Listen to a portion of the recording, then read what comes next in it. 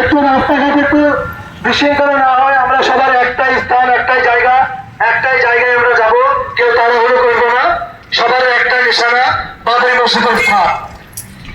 আল্লাহ কেউ ঠেকানো নাই, তাই আমরা সবাই এক দলের সমর্থক হিসাবে সুষ্ঠুভাবে যাই। বাবরি মসজিদ বাবরি মসজিদ